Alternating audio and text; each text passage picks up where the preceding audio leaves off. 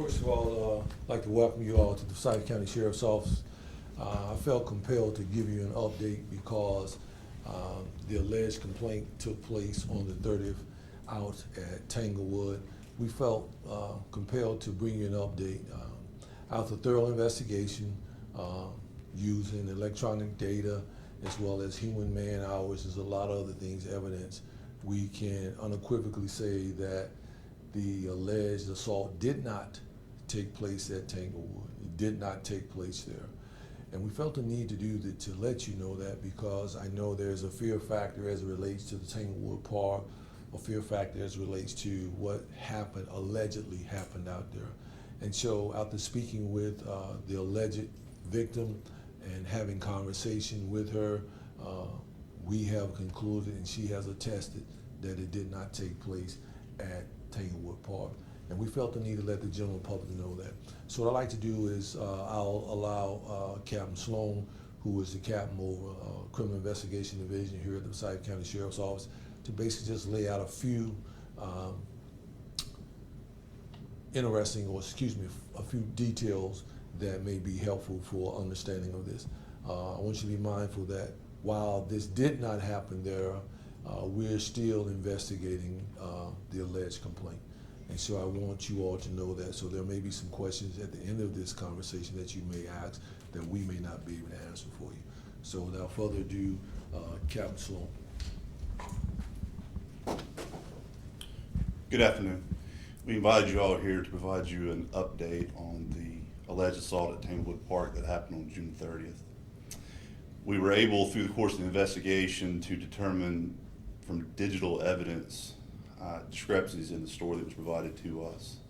As a result of that, we called the alleged victim in, had a second conversation with her, and during the course of that conversation, she confirmed to us that the alleged assault at Tanglewood Park did not occur there. At this time, we're still waiting on additional evidence to come in to continue the investigation. Once that evidence comes in, we plan on sitting down with the District Attorney, Jim O'Neill, and having a conversation about how to proceed.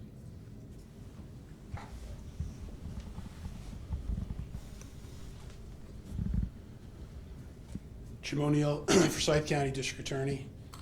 The developments that the Sheriff and Captain Sloan have spoken about today as it relates to the alleged attack and assault out of Tanglewood, we have all been asked many times in the last couple of weeks by members of the public how that case was progressing and whether or not we anticipated an arrest was going to be made.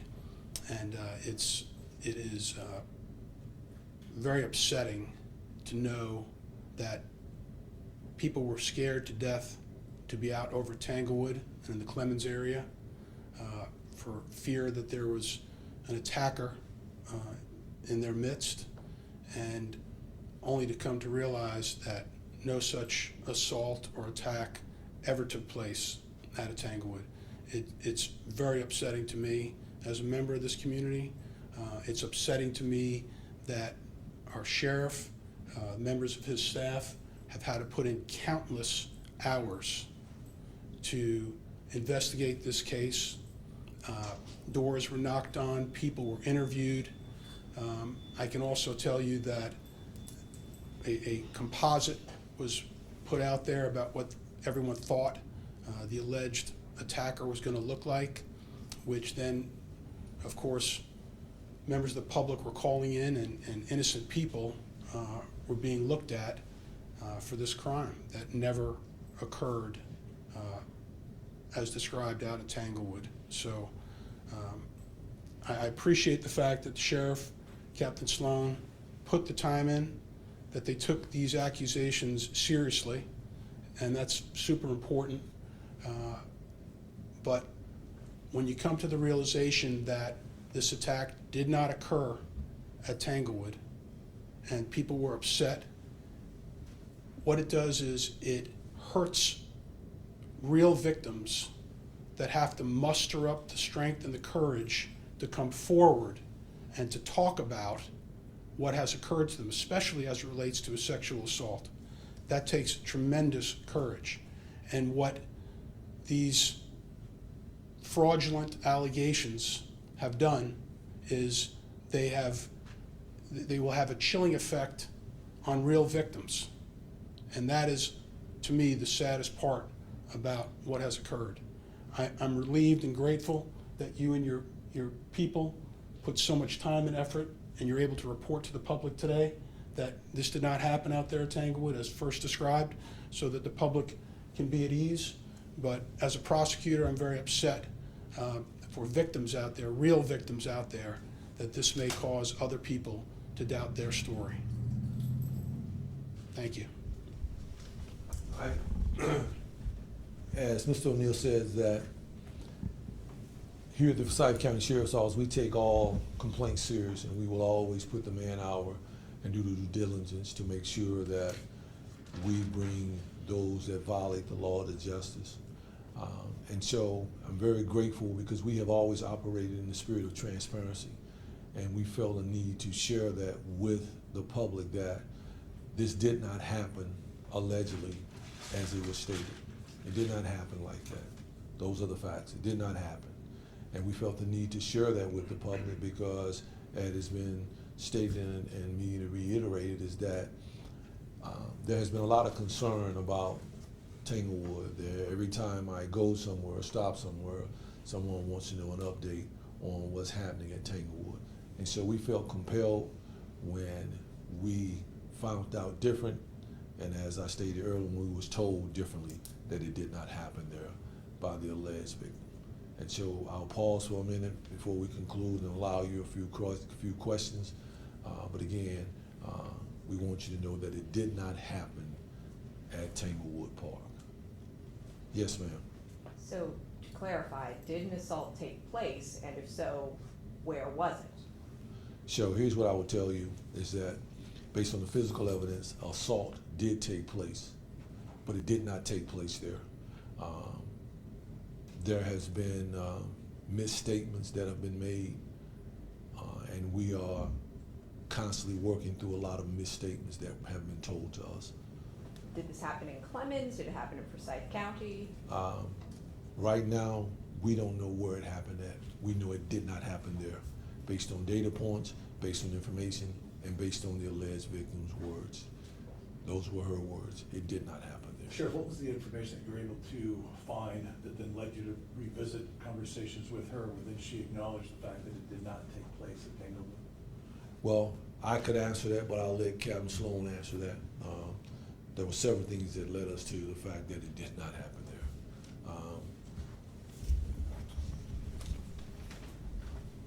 The biggest piece of that was the digital forensics that came from the phone. We were able to determine from the phone, plot out certain spots, times, locations, and activities. It was able to indicate to us that we needed to re-interview our victim. So essentially, her phone wasn't at that site at the time she claims there was an alleged sexual assault. It was there. It was there. It was there. Help me understand this a little bit more than I guess. It would go into a lot of detail, but based on the information in her phone, based on the information in the phone, it didn't occur the way it was proposed to us. Text messages back and forth between her and other people? Location data. Location data? Yes. And I see where you're going with that, but if he were to explain, we were to take time to explain to you, you would understand the data points of what a phone is capable of doing. But more important than the data points, her words said it did not happen there. She stated it did not happen there. Did she Sheriff, state? Go ahead. At this point, do you have any idea what reasoning the victim might have had to tell you the attack happened in Tanglewood? I do, but again, that would be a part of the investigation, so I won't go into what I believe. We definitely have a reason why she stated what she stated, you know. Are we still looking for the person that attacked her? Of course, Okay. but not in the manner she said that it happened. Do we know then who the person is that attacked her? If we knew that, we'd have him in handcuffs. Sheriff, do we know why Tanglewood was involved in her explanation? I probably could give you a speculation, but I'll leave that out because it's part of the investigation. My purpose for being here today to let you know that the information that was given to us and the confirmation of her words uttered out of her mouth and the data points back up what she said, it did not happen there.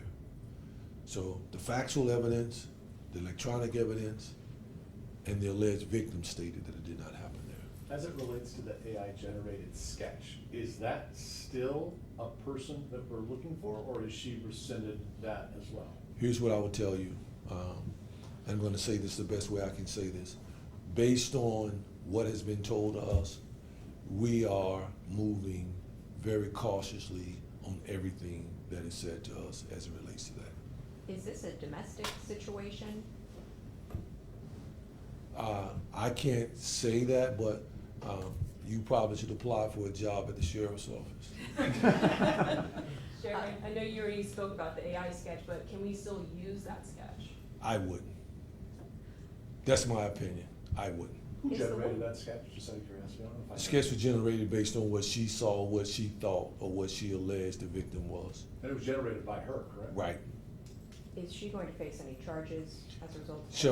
So here's what I will tell you. We are in conversation about that, but the ultimate decision will be the district attorney's office, Mr. Jim O'Neill. I have my opinion on how I feel about it because man hours, assets were used. A plethora of our resources and assets have been tied up with this.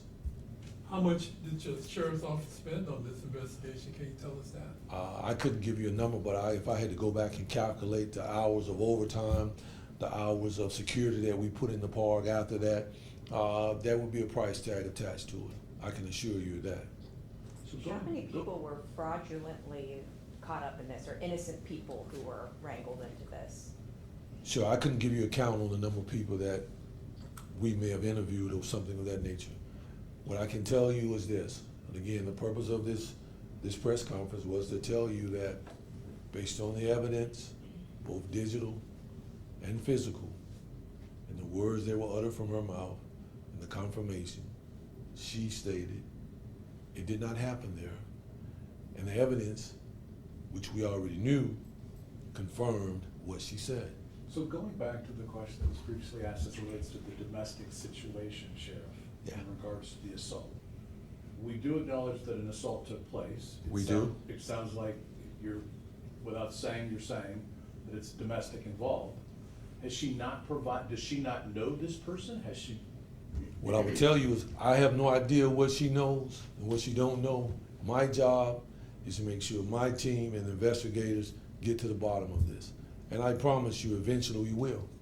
We have come this far to let you know that it did not take place there.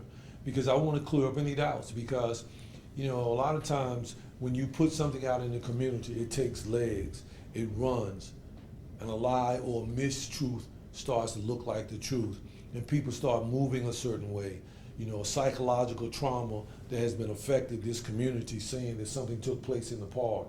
There are people that typically would have went walking in the park last week or the week before that opted not to go there based on what they thought had taken place there.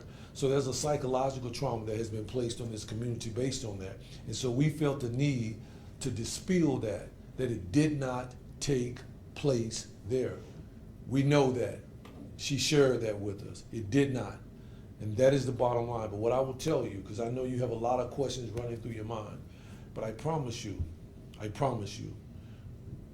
we will bring you the results and the finding. As Captain Sloan said, there's evidence out there that we're waiting to come back from the lab.